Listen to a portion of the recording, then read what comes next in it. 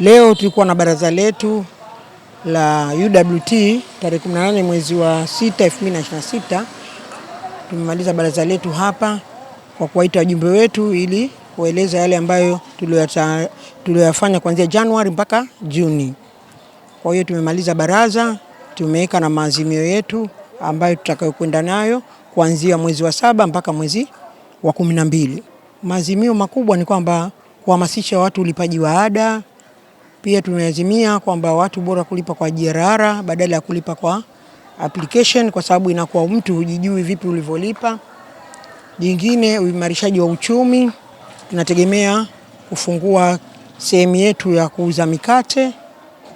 Tumepata maeneo sehemu ya Mchangani, kwa hiyo pale tunataka tupatengeneze ili tupate kuweka bakery ya mikate.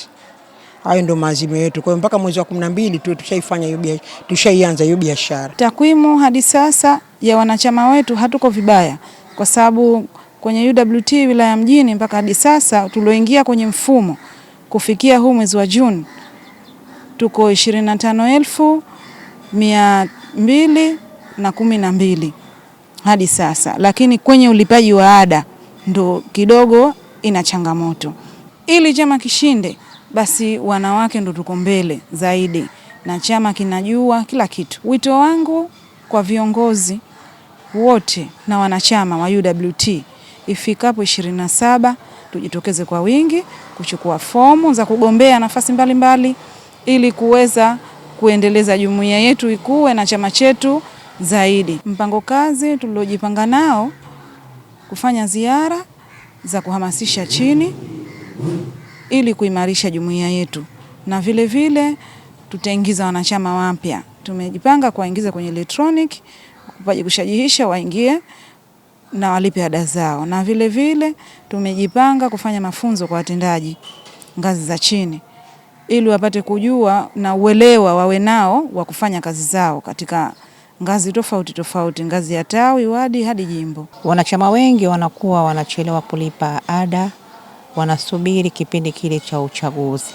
na wengi wanasubiri kipindi cha uchaguzi kuweza kulipiwa na viongozi ambao wanataka kugombea. Mimi kama mwanachama mwenzao nawaomba na nawasihi, ada ya ulipaji ni ndogo sana kwa mwaka. Nilikuwa nawaomba wajitahidi kulipa ada ya mwaka. Si kiwango kikubwa, ni kiwango kidogo tu. Tusitegemee viongozi.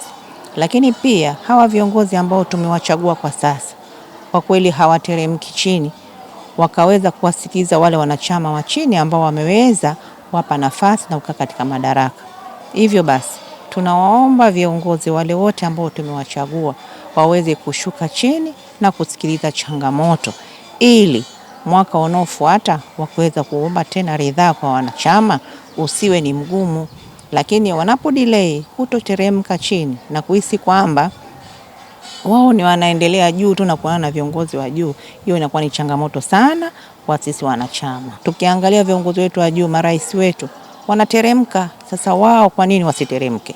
Inawapasa na wao wateremke kama viongozi wa juu wanateremka, rais anateremka, kwa nini wao wasiteremke? Kwa sisi tunawaomba, kwa sababu ni changamoto inatuia hata sisi viongozi wa chini kujibu maswali ya wanachama kuhusu viongozi wetu. Mikakati ni kupanga ratiba tu. Tunapanga ratiba, tunakwenda kimatawi, tunakwenda kimajimbo, wadi mpaka wilaya.